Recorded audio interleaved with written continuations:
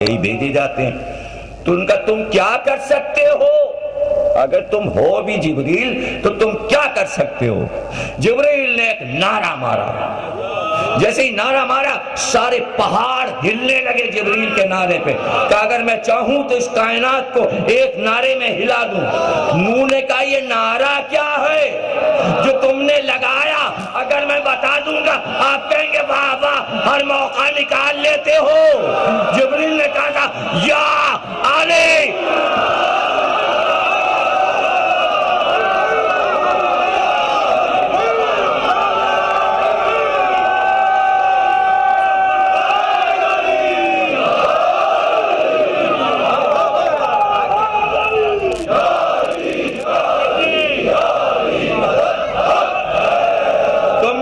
शुरू करो।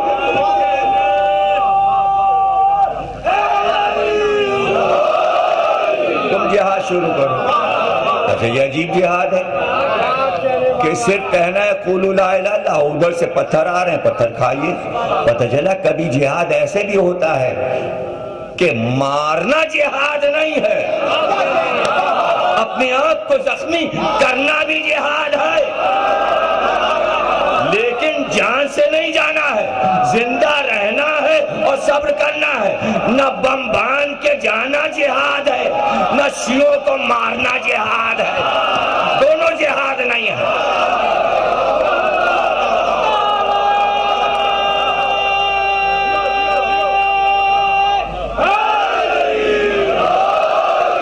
न खुदकुश जिहाद है न दूसरे को मारना जिहाद। असल जिहाद क्या है? सब्र, जो नबी की उम्मत अब तक न कर पाई, तो जो कर रहा है उसको तो करने दो। हाय हाय हाय हाय, मजा ही नहीं लिया जुमले का। क्या अशरे पढ़ दूं सब्र पे कि सब्र किसे कहते हैं? हजारों बार पढ़ चुका सब्र क्या है। सब्र है अपनी बात कहे जाना और दुनिया की मलामत की परवाह न करना, इसे कहते हैं सब्र। आजिज आके इंसान काम छोड़ दे। अगर एक ही बात बार बार कही जाए, ये क्या करते हो, ये क्या करते हो, अच्छा लो छोड़ा जाओ खत्म। यह है फरार, यह है फरार। जब आ चुका लफ्ज करार का तो अब गैर फरार। हम फरार नहीं हैं, हम फरारी के गैर हैं।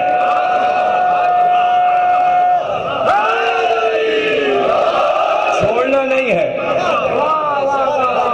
छोड़ना नहीं। दलीलें ना होती तो छोड़ भागे होते। साइंस होती रहेगी, तरक्की होती रहेगी, हम दलीलें देते जाएंगे। शैतान अपना काम करता जाएगा, वो एक से एक चीजें, वो गाफिल थोड़ी है, उधर उनसे तो साइंसी चीजें बनवा रहा है।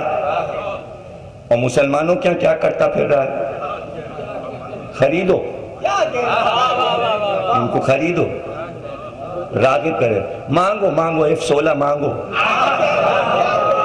चाइना का सामान मंगाओ, कोरिया का मंगाओ, नए नए टीवी, नए नए मोबाइल, रोज कंपनियां मुतारिफ, ये कर देंगे, ये ले लो, ये पैकेज, ये ले लो, ये सस्ता, पता कुछ नहीं, बस सस्ता है, लिए जाओ, मोबाइल का मोबाइल, कार्ड पे कार्ड डाले जाओ।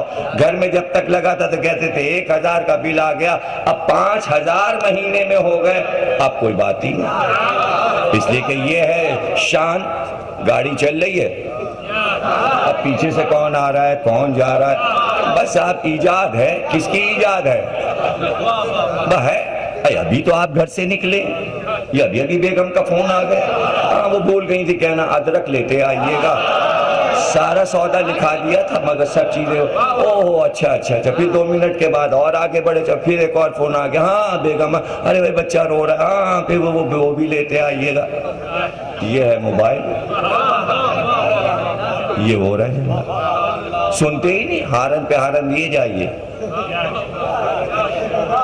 अच्छा बात बेगम की नहीं सुन रहे होते, म्यूजिक सुन रहे होते, पसंदीदा म्यूजिक चले जा रहे हैं, तो अजीब चीज निकली। अच्छा देखिए, जिन्होंने इजाद किया उन्होंने जुर्म करार दे दिया अमेरिका और यूरोप। कार चलाते में आप मोबाइल सुन नहीं सकते, आप तार निकाल के कान में ठूस लीजिए, घंटी वहां बजेगी, बात हो जाएगी, वो सब कर ले। ये आप ये नहीं कर सकते। अच्छा यहाँ ये शान, अच्छा ये शान मजलिस में भी दिखाई जाती है। उठेंगे भागेंगे जाएंगे वो, अरे हमने मजलिस में भी शान दिखा रहे हैं मौला को। मौला मोबाइल,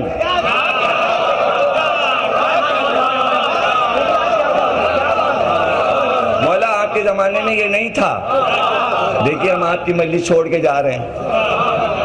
बदतमीजियां, बदतमीजियां, बेशर्मियां, बेहयाइयां, और ये पढ़े लिखे ये कर रहे हैं। जाइए जाके लखनऊ में देखिए, लिखा हुआ है इमाम बाड़े, घड़ी लेके शाम गरीबा मेरी, चश्मा लेके नहीं आया, बड़ा बड़ा बोर्ड पे लिखा हुआ है। फजूल चीजें लेके नहीं मजलिस में आनी है। म्यूजिक भी होती है, बज रहा है वो बेहिसी बेहिसी। तो क्यों? ईजाद उसकी है। जिक्र अली में म्यूजिक पहुंचवा दी, घंटी पहुंचा दी। वो घंटी बजा के जो बुलाता है, हमेशा उसने मंदिर की घंटियां बजवाई, लोगों को बुलाया। अब पूरी मंदिर की घंटी मजलिस में आ गई, रखा हुआ है मोबाइल, घंटी बज रही है। हिंदू बने हुए हैं बुत परस्त, पता चला मोबाइल की पूजा हो रही है, बुत लिए जेल में बैठे हुए हैं। अभी तक यही समझ रहे पत्थर का बुत होता है, पत्थर। अरे बुत तो जेब में होता है, आवाज वो पैदा करता है। ये पहले मैं कह चुका तीसरी तकरीर में कि बात हक होती है, अमल बातिल होता है। होता है। मिसाल मैंने दे दी कि जा रहे मूसा नील नदी से गुजर रहे और सामरी पीछे आ रहा है, जिब्रील घोड़े पे सवार है, सुन से चिंगारी उठ रही है, नूर फूट रहा है, वो मिट्टी उठाकर जेब में रखता जा रहा है। जिधर जिधर से जिब्रील का घोड़ा जा रहा है। आ गए मूसा, आबाद हो गए मिस्र में, कोई तूर पे चले गए, बातें कर रहे, 40 दिन के बाद आएंगे। कह के गए थे 40 दिन में तौरेत लेके आएंगे। हारून अब ये कौम तुम्हारे सिपुर्द है, इसकी देख रेख करना, और जैसी कौम हम दे के जाएं, जब हम आए वैसे ही वापस करना। यहां क्या हुआ? मूसा चले गए, सामरी उठा और उसने कहा है कौम वालों, गए मूसा, मर गए, अब नहीं आएंगे। मर गए कोहे तूर पे, अब नहीं आएंगे। कौम को यकीन आ गया कि नहीं आएंगे, फिर क्या करें? अच्छा एक आयत आपको देखिए याद आई, मैं सुना। जब ये मिस्र में दाखिल हुए बनी इसराइल, याद आ गया मुझे किस पारे में है, देखिए मैं देख के बता दूं। सलवार पढ़िए।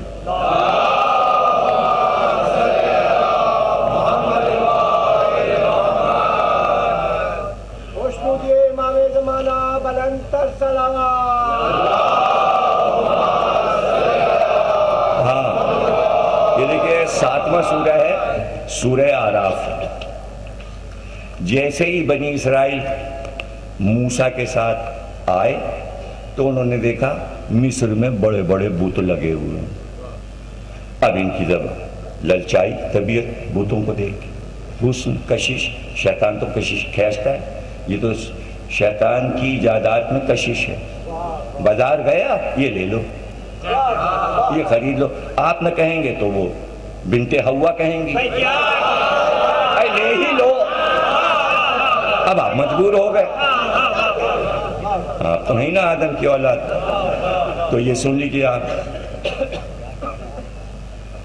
और हमने बनी इसराइल को दरिया के पार उतारा, 138वीं आयत है सूरह आराफ की।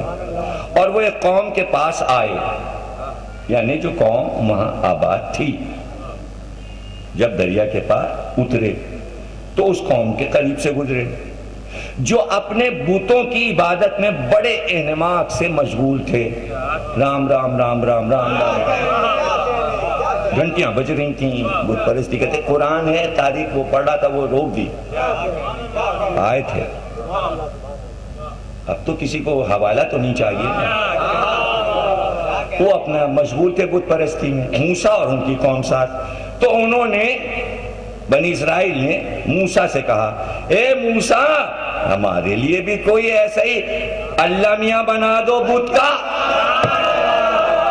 हमारे लिए भी एक बुत बना दो। यह नबी के साथ कौम है और करिए एक अल्लाह हमें बुत का बना दो। ये अल्लाह बयान कर रहा है कि ये किया इस कौम ने। तो अब मूसा ने क्या कहा? इतना मजा आता है ये आयत पढ़ने में मुझे, ये मूसा का जवाब है, इतने मजे का जवाब। ए मूसा, माबूद बना दो इसी तरह का, हमारे लिए भी एक माबूद बना दो। तो मूसा ने कहा, वाकई तुम एक जाहिल कौम हो, वाकई तुम एक जाहिल कौम हो। इतना सब कह के फिरौन से बचा के, ला इलाहा कहलवा के, इबादत सिखा के, नमाज पढ़वा के, अरे जब मुंह पे मूसा से उम्मत कह सकती है कि एक सनम बना दो, एक सनम, तो बादे नबी क्या सनम नहीं बन सकता?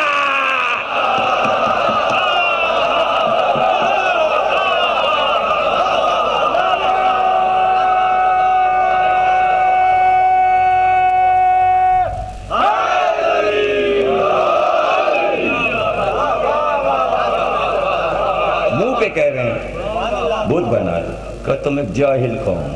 तो तय हो गया, जो सनम बनाए, जो सनम तराशे, वो एक जाहिल कौम है। मौला अली ने कहा बुत तराशे गए, सनम तराशे गए। हसन बसरी को बसरे में देखकर अली ने कहा, यह है इस उम्मत का सामरी। नहजुल बलागा में यह है इस उम्मत का सामरी, यह है सामरी। तो सामरी हर कौम में होता है, हर अहद का सामरी होगा। अब सामरी का काम क्या है? सिंबल किस चीज का है सामरी? सामरी किस चीज का सिंबल है? मूसा मर गए, पहली बात तो सामरी ये कहता है नबी मर गया। सामरी पहले ये कहता है नबी मर गया, अब नहीं आएगा।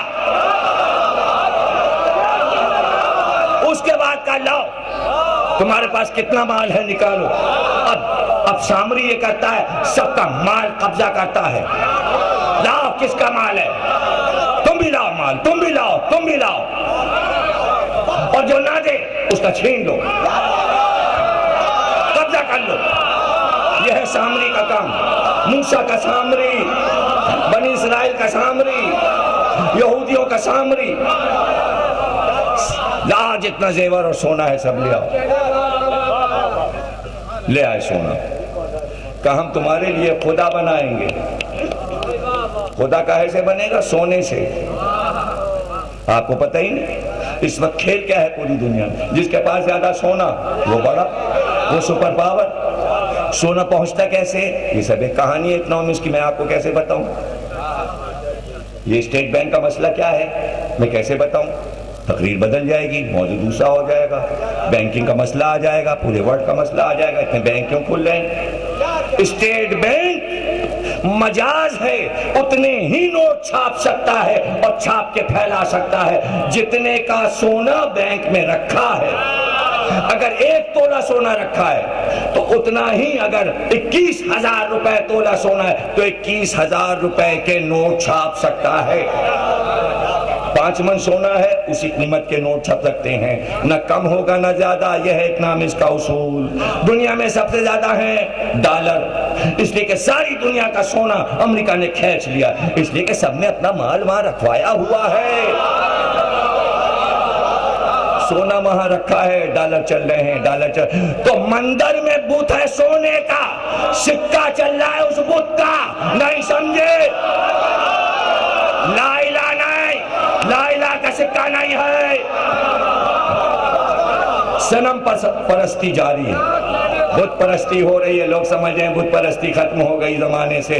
बुत परस्ती तरक्की पर है। सिर्फ इंडिया के लोग बुत नहीं पूज रहे हैं, शिव और गणेश और पार्वती का नहीं, उनसे बड़े बड़े बुत तराश मौजूद हैं, उनसे बड़े बड़े बुत परस्त मौजूद हैं।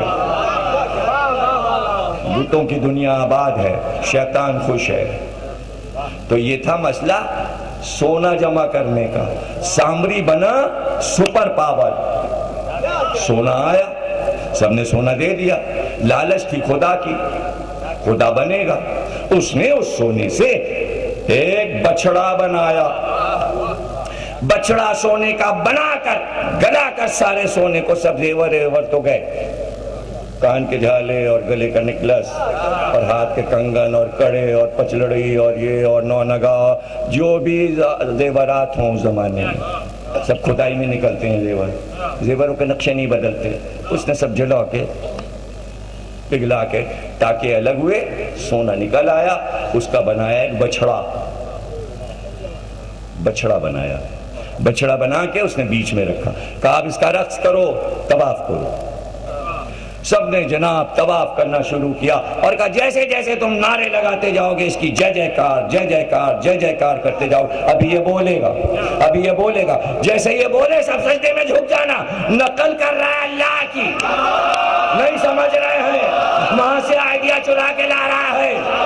आदम बने थे मिट्टी के, इसने दिखाया सोने का और ये बोलेगा गोया अल्लाह से ज्यादा सुपर हो गया। अल्लाह के पास है मिट्टी, सामरी के पास है सोना, तो ज्यादा ताकतवर बना कि वो तो मिट्टी का पुतला बना के रह गया और रूह फूकी, देखना हम सोने में रूह फूकेंगे। और हरामजादे ने चुपके से वो मिट्टी जो जिब्रील के घोड़े के सुमों की थी वो जेब से निकाल के बछड़े के अंदर डाल दी। उसने कहा भे भे भे, सब सजदे में गिर गए, सब सजदे में गिर गए, सब सजदे में गिर गए, सामरी पे ईमान ले आए। कहां समझे बात, तीसरी तकरीर से समझा रहा हूं, बात हक होती है, अमल बातिल होता है। घोड़े के सुमों की मिट्टी हक थी, अमल सामरी का बातिल था। ला इलाहा इल्लल्लाह हक है, लेकिन मुसलमानों का अमल, इसलिए कि अली वलीउल्लाह को नहीं माना।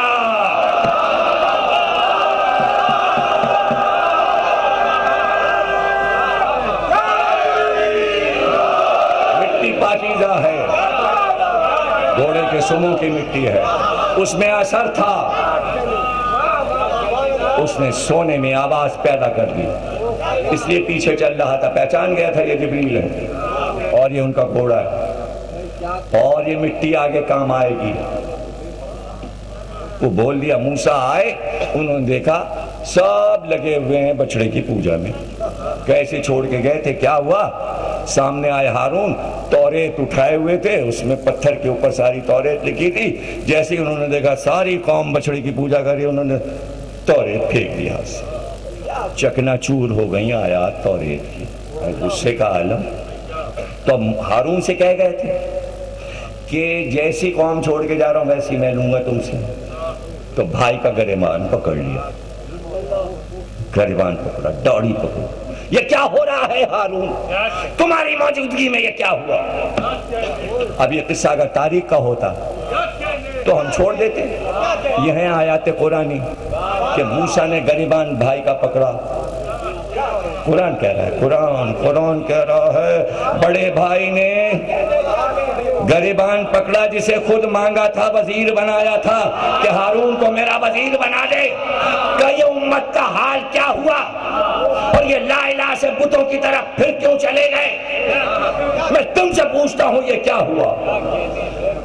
तो अब हारून ने जवाब दिया, मेरे माँ जाए, मेरा गरिबान छोड़ दो। हाय कुरान के मैं फिदा जाऊं कि बात अल्लाह ने छुपाई नहीं, खुल के बयान कर दी। परवरदिगार ये तो दो भाइयों के राज थे, छुपा लेता तो हमें क्या पता चलता, क्यों कुरान में ये सब कुछ बयान कर दिया कि भाई ने भाई का गरिबान पकड़ लिया और गुस्सा आ गया और कहा ये कौम बुत परस्त कैसे हो गई, अल्लाह को छोड़ के ये बछड़े को क्यों पूजने लगी, ये सामरी कहां से आ गया। कम आ जाए, हमें कुछ न कहो, तुम्हारे जाने के बाद इस कौम ने मुझे कमजोर कर दिया, हमारा कोई साथी न रहा, हम आवाज देते रहे कोई मददगार आए, लेकिन कोई मदद करने के लिए ना आए, हम अकेले पड़ गए, हम मजबूर हो गए, ये बुत परस्ती करने लगे, हम क्या करते। मूसा रोने लगे, हारून भी लिपट के रोने लगे, ये क्या हो गया। बस यही है मसला, जिसे वजीर बनाया था उससे उम्मत मांगने आए हैं। उम्मत हो गई बुत परस्त। रसूल अल्लाह ने अली से कहा जैसी कौम दे के जा रहा हूं वैसी लूंगा। अली ने 25 बरस बुत नहीं पूजने दिए। क्या रसूल अल्लाह हमने बुत नहीं पूजने दिया। कहां हारून, कहां अली।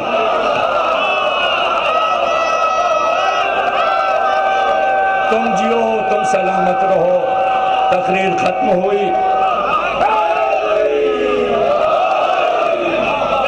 जितनी चाहे दुरूद और सलाम अली पे पढ़ो, इसलिए पढ़ो कि यही होना था, मुकद्दर था, ये होना था। कज़ा और कदर को अली ने बदल के रख दिया। नहीं समझे? तकदीर थी उम्मत की। अली ने उम्मत की तकदीर को कहा मैं अपने पैरों के नीचे पामाल करता हूं। ये तकदीर पामाल, मैं तकदीर का मालिक हूं, मैं शब कदर का मालिक हूं। क्या मजाल जो एक को बुत पूजने दूं। बैठ जा सामरी, चुप बैठ जा। हाय हाय हाय हाय, बैठ जा। अरे क्या मजलिस सुनी है तुमने।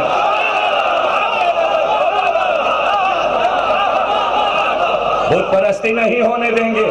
1,24,000 अंबिया की मेहनत है, तोड़े हमने हैं।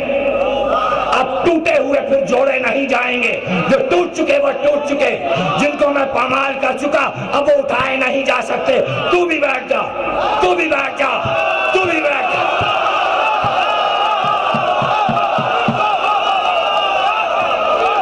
जियो जियो जियो, सलामत।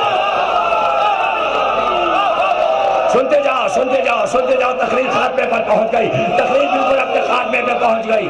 जैसे दिया था वैसे ही वापस करना है। बात तो सच थी, इसलिए सच थी कि मुकद्दर था, ये होने वाला था। इस दिन के लिए कहा था। जंगे तबूक पे जा रहे थे। काली तुम मदीने में रहोगे इसलिए कि यहाँ लूट पड़ने वाली है। मैं तबूक जाऊंगा, मदीने पे हमला होगा, बच्चे औरतें तुम्हारे हवाले हैं। अभी रसूल आगे रास्ते पहुंचे थे कि मदीने के लोगों ने कहना शुरू किया अब रसूल अली से नफरत करने लगे। अब इस लड़ाई में नहीं ले गए, तबूक में नहीं ले गए। तो क्या अली को नहीं मालूम कि मोहब्बत किस मंजिल पर है? नहीं, जवाब देना। इसलिए घोड़े पे बैठे, जुलजना पे बैठे और तेज उससे कहा चल जहां रसूल है पहुंचा। उसने तेजी के साथ रसूल के पास पहुंचा दिया। लोगों ने इत्तिला दी अली आ रहे पीछे से। रसूलुल्लाह घोड़े से उतर पड़े। काली मैंने तो तुम्हें मदीने में मुकर्रर कर दिया था, तुम मेरी जगह हो हाकिम, क्यों आए? कल लोग ये कह रहे हैं कि आपने हमको अपनी नजर से उतार दिया है, इसलिए इस लड़ाई में तबूक में साथ नहीं लेके जा रहे। का झूठा है जो ये कहता है। हमारी तुम्हारी निस्बत वो है जो मूसा को हारून से थी। मैं मूसा हूं, तुम हारून हो। जब मूसा गए कोहे तूर पे तो हारून को छोड़ गए। समझिए हदीस को, समझिए हदीस को। सबने लिखा है शायद में ये हदीस मौजूद है। मैं मूसा हूं, तुम हारून। और फिर अगला जुमला कह दिया लेकिन या अली मेरे बाद नबूवत नहीं। पता चला हारून नबी थे। अगर कह देते यहां पे रुक जाते तो अब अली को नबी होना था। इसलिए कहा तुम हारून तो हो, मर्तबा तो वही है, नबी वाला तुम्हारा मर्तबा है, लेकिन मेरे बाद नबी नहीं है। बचाया बचाया, तुम हो, नबूवत नहीं है। ये है हदीस खत्म नबूवत। अगर ऐलान न करते कि अली तुम हो और नबूवत नहीं है तो अब दलील खत्म नबूवत वालों के पास नहीं है। इसलिए कि छोड़ के क्या गए? अगर छोड़ के गए, अगर कादियानी नबी बना ले तो बना ले, दलील कहाँ है? दलील ये है कि नबी नहीं बन सकता, अली बन सकता है मेरे बाद, लेकिन नबी नहीं बन सकता। तो दो ही चीजें बन सकती हैं, या अली बने या नबी। एक को मना कर दिया कि नबी नहीं बनेगा मेरे बाद, अली बनेगा। अब तीसरी चीज कहां से आई? या अली बने या नबी बने। नहीं समझ रहे, कोई भी नहीं समझ, कोई चीज और बनी नहीं सकती। या अली बने या नबी, और नबी बन नहीं सकता इसलिए कि मेरे बाद नबूवत नहीं। बस ये सुनना था। घोड़े को फेरा, जुलजना की बागें फेरी। यहां क्या हुआ? इधर अली गए, रास्ते में आधा मील लंबा कुआं, एरिया उसका इतना कि यहां से वहां तक, मशरिक से मगरिब तक, और उस पर छप्पर पड़ा, घास फूस पड़ी और घास उगी हुई, पेड़ उगे हुए कि अंदर कदम रखे तो छप्पर टूटे और हौज में जाए, और हौज के अंदर नेज़े तिरछे करके यूं लगाए गए, नो के ऊपर खंजर तलवारें, मालूम है घोड़ा आ रहा है। अब जुलजना तेज चला, जैसे ही उस गड़े के करीब पहुंचा, घास थी, पेड़ थे, आहिस्ता आहिस्ता उसने रुकना शुरू किया। देखिए सवार को मालूम हो जाता है, सवार को फौरन पता चल जाता है कि सुस्त पड़ रहा है, रफ्तार में कमी आ रही। जैसे ही रफ्तार में कमी आई, अली ने कहा क्या बात है, रुक क्यों रहा है? कहा आगे जाऊंगा तो मौत है, क्या गुजर जा, अली कहता है गुजर जा।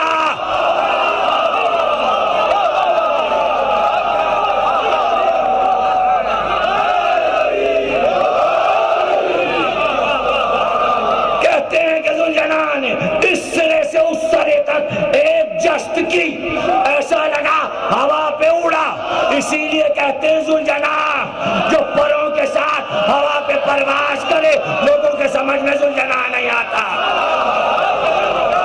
और उधर जाके उसने दम लिया, रुका, अली ने लजाओ में फरस को खींचा और एक बार घोड़े से उतरे और तमाम लोगों से जो वहां खड़े थे कहा हटाओ इस जगह को, खोदो। तो जुमले सिर्फ ये लिखे हैं, मनाकिब शहर आशोक किताब मशहूर है, उसमें सिर्फ ये जुमले लिखे कि जब घास हटाई गई तो उस कुएं में अली ने अजायबात देखे। उस अजायबात को बयान करने के लिए एक पूरी तकरीर चाहिए, मेरा मौजू नहीं है। अली मदीने वापस आ गए, इत्मीनान के साथ अली वापस आ गए। ये तो चंद दिनों की बात थी, जुमला जाया ना कीजिएगा। 40 दिन के लिए मूसा गए थे और 40 दिन में वापस आना था। 40 दिन ज्यादा नहीं होते, लोग पूछते 40वां क्यों होता है? अरे यहूदियों का 40वां हो गया, मूसा की आमद पर 40 के दिन, पूरी उम्मत का 40वां हो गया। हर चीज 40 दिन पर है, पढ़ लो किताबों में। 40 दिन 40 दिन 40 दिन में कुछ राज हैं, पहले उन सारे 40 दिनों के राज मालूम कर लो, हम अपने चेलम का राज बताए देते। जाओ मूसा से पूछो कि 40वें दिन वापस क्यों आए, तो हम कल तुमको बता देंगे कि हुसैन का चेहलम क्यों होता है। और अगर राज जानना है तो जाओ अभी जहाज पे उड़ के पहुंचो और बागदाद में उतरो, मगर उतर नहीं सकते, इसलिए कि जितने जहाज लंदन से, अमेरिका से, ज़ायरों के, पाकिस्तान से जा रहे थे सब रुकवा दिए गए। बागदाद के एयरपोर्ट पे जगह नहीं है, सड़कों पे जगह नहीं है। अब ज्यादा जहाज ना भेजिए, 1 करोड़ 1.5 करोड़ ज़ायर हो चुके, अब जगह कहाँ है? पूरे मुल्क में जगह कहाँ है? अरे मक्के शहर में मजमा होता है, पूरे अरब में मजमा नहीं होता। हुसैन का मजमा पूरे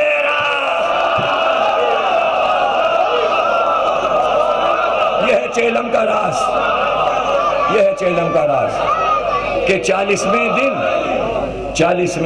चाहे वो 1 बरस के बाद, चाहे वो 2 बरस के बाद, ज़ैनब शहादत के 40 दिन पर आई हैं। पहले साल न सही, दूसरे साल, लेकिन आशूर से 40 लगेंगे, चाहे 1 साल के बाद, चाहे 2 साल बाद। इसमें भी राज कभी पढ़ देंगे अगर इसी दिन, चेलम के दिन। और जब 40 दिन के बाद आए तो पूरी कौम बुतपरस्त हो चुकी थी। 40 दिन के बाद मूसा आए, पूरी कौम बुतपरस्त हो चुकी थी। तो 40 दिन इतना कम पीरियड और उसमें ये बदल गए। तो जब ज्यादा पीरियड होंगे तो क्या होगा? अली को तो 25 बरस गुजारने हैं। अब 25 बरस अली का जो अमल है सिर्फ निगरानी। कहां जा रहा है? मस्जिद में जा रहा है ना। अरे समझो, अब पढ़ने की ताकत नहीं है, कहां जा रहा है? ये कहां गया था? ये नमाज में क्यों नहीं आया? ये सुबह की नमाज में क्यों नहीं था? ये मगरिब की नमाज में क्यों नहीं था? इशा में कहां था? तुम कहां गए थे? तुम क्या कर रहे थे? आपको क्या पता बाग में क्यों बैठे? शहर में बैठेंगे तो निगरानी नहीं हो सकती। बैरून मदीना बैठे कि चुपके से मक्के ना निकल जाए। छुपे हुए गड़े हुए बुत शैतान निकाल के ना लिया कि ले एक एक करके एक। अब क्या पढ़ूं भाई, अब क्या पढ़ूं? बस एक पहलू रह गया और अर्ज कर दूं, तकरीर तो कामिल हो ही चुकी, एक पहलू रह गया तो कहना शुरू कर दिया। हक था तो तलवार क्यों ना निकाली, तलवार क्यों ना निकाली। तो ये बात की कोई दलील थोड़ी, उसकी दलील तो रसूलुल्लाह पहले ही दे गए थे। रसूलुल्लाह सारी दलीलें अली के लिए दे के गए थे कि आप बाद में तारीख में ढूंढिए कि तलवार क्यों ना निकाली। रसूलुल्लाह ने पहले ये कहा, अली तलवार खींच लेना, तलवार खींच लेना, बशर्ते 40 आदमी तुमको मिल जाएं। हारून को 40 आदमी नहीं मिले, बुत परस्ती होने लगी। अली को भी 40 नहीं मिले, मगर बुत परस्ती नहीं होने। जुमला ये है, 40 नहीं मिले अली को, मगर बुत परस्ती नहीं होने दी। एहसान अली का एहसान।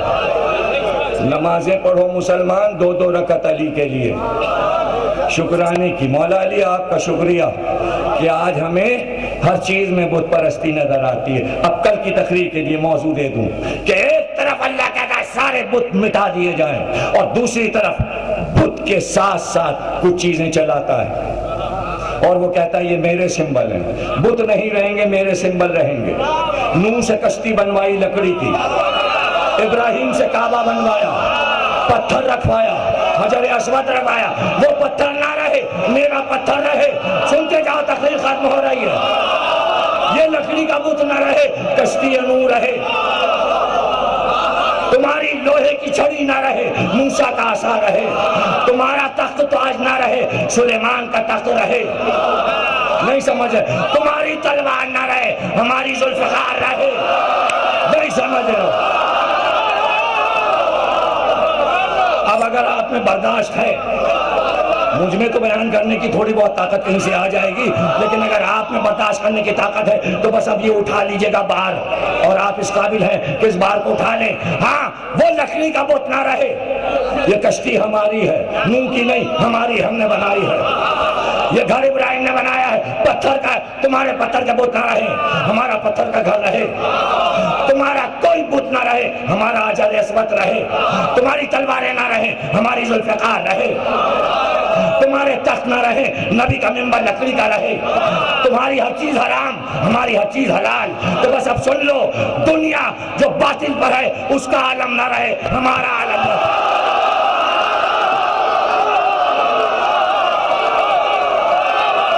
सुन लो, सुन लो।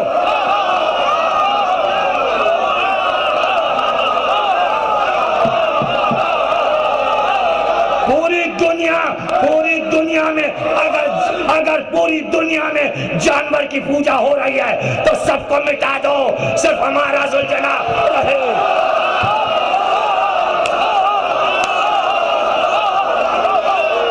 दलील दे चुका, कश्ती नूह रहे। दुनिया के जनाजे जहन्नुम में जाएं, हमारा ताबूत रहे, लकड़ी का ताबूत रहे, कश्ती नूह की तरह चलता रहे, चलता रहे। सुन लिया, सुन लिया? हाँ, सारे मंदिर गिरा दो। कुछ कह रहा हूं, सारे मंदिर गिरा दो, सारे बुतखाने गिरा दो, सारे बुतखाने ढा दो, हमारा घर काबा रहे। जब काबा रहे तो हमारा इमाम बाड़ा रहे।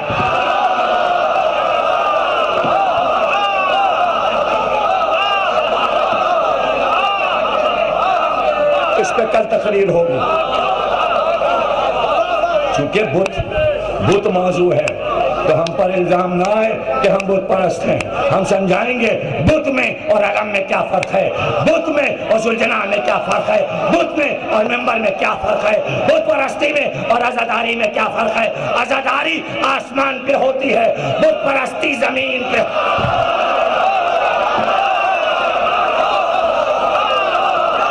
तुम जियो, तुम सलामत। क़यामत। ऐसे ही सुनते रहो मजलिस, यही शान रहे। अज़ादारी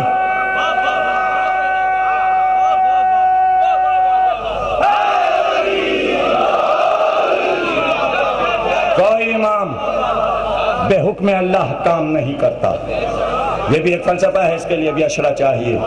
जैसे नबी अल्लाह के बगैर कोई काम नहीं करता, इमाम भी नहीं करता। होंगे बुत, बुतों की मिट्टी ने कितने लोगों को सेहत दी। जरा सी मिट्टी करबला की, सैयद सज्जाद उठा लो, शिफा है, शिफा है। सजदिगा बुत नहीं है, ये भी फलसफा समझा देंगे। खुशबू है, जिंदगी है। चेलम के दिन चले सैयद सज्जाद, तो ज़ैनब ने कहा थोड़ी खा के शिफा ले लो। जुमला अगला कहाँ कहा मैंने कि आप रोने लगे। ज़ैनब ने कहा बेटा थोड़ी खा के शिफा ले लो, सुगरा बीमार है।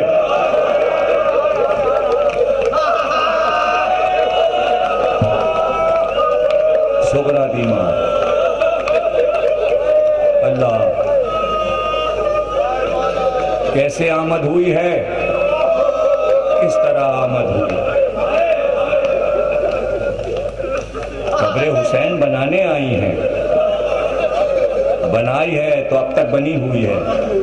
ज़ैनब बीबी आपकी निगरानी में बनी है, मज़ार आपने बनवाया है, सैयद सज्जाद ने बनाया है। देखिए तो करोड़ों ज़ायर पहुंचे हुए हैं। आपकी दी हुई अज़ादारी है बीबी, ये कभी मिटेगी नहीं। आज भी करबला में या हुसैन की सदाएं गूंज रही हैं। सबसे पहले आपने कब्र हुसैन के गिर्द तवाफ करती गई, 7 बार चक्कर लगाया और बनी असद की औरतों से कहा मेरे पीछे आओ और जो जो मैं करूं वो करो। ज़ैनब बीबी ने बाल खोल दिए, कब्र हुसैन का तवाफ करती गई, दोनों हाथ सीने पे मार के कहती थी हाय मेरा भाई हुसैन। बहुत रोगे, तकलीफ खत्म हो गई। मैं ज्यादा मसाइब नहीं पढ़ रहा हूँ, इसलिए कि फजाइल में वक्त ज्यादा दे रहा हूँ। चेलम के करीब मसाइब तफसील से पढ़ दूंगा। कल से मसाइब के वक्त शुरू हो जाएंगे, 17, 18, 19, 20। आज के आखिरी जुमले एक बार हुसैन के कब्र के गिर्द या हुसैन मेरा भाई हुसैन कहकर मातम करना शुरू किया और आवाज देती जाती भैया तुमने सकीना को मेरे हवाले किया था, मैं सकीना को नहीं ला सकी, कैद खाने में सकीना सो गई, मैं क्या करूं, तुमने ख्वाब में आके सकीना को बुला लिया, सकीना साथ नहीं आई। मातम करते करते कभी कहती अरे मेरा लाल अली अकबर, कभी गंजे शहीदा की तरफ देखकर कहती अरे मेरा कासिम। एक एक का मातम करके एक बार इशारा किया तो मेरे साथ आओ। ज़ैनब कब्र हुसैन से आगे चली और पूरा काफिला पीछे पीछे चला। अब जो ज़ैनब चली तो सबने देखा रुख फुरात की तरफ था। अब ज़ैनब या हुसैन नहीं कह रही थी, बल्कि कहती जाती थी मेरा भाई अब्बास, मेरा भाई अब्बास। और फिर कब्र के करीब पहुंच कर कहा अब्बास ज़ैनब आई है। जुमला सुनोगे और जुमला ये कहा अब्बास चादर में नहीं आई, खुले साथ। अब्बास की कब्र पे ज़ैनब आई है। यह है अरबईन, इसका नाम है अरबईन। 40 दिन के बाद बहन ने करबला की सरजमीन पर मातम किया। मातम करते करते 7 दिन कहते हैं कि गांव गांव टूट पड़ा जब सबको पता चला हुसैन की दुखियारी बहन कब्र पे आई है। जिस जिसने सुना आसपास के सारे दहकान किसान टूट पड़े, बीबियां औरतें आ गई ज़ैनब के पैर छूने के लिए, साथ में मातम करने के लिए। 7 दिन तक करबला की जमीन कभी हिलती थी कभी ठहरती थी। ज़ैनब रातों दिन मातम करती रही, या हुसैन या हुसैन या हुसैन की सदा थी। एक बार तकरीर का आखिरी जुमला सैयद सज्जाद ने कहा सोगरा से चल के मिलो, फूफी घर चलो, फूफी मदीने चलो। नाके आए, जैसे ही सब सवार होने लगे एक बार ज़ैनब ने मुड़कर आवाज दी अब्बा आओ बहन को सवार करो। अब्बा ज़ैनब हमारी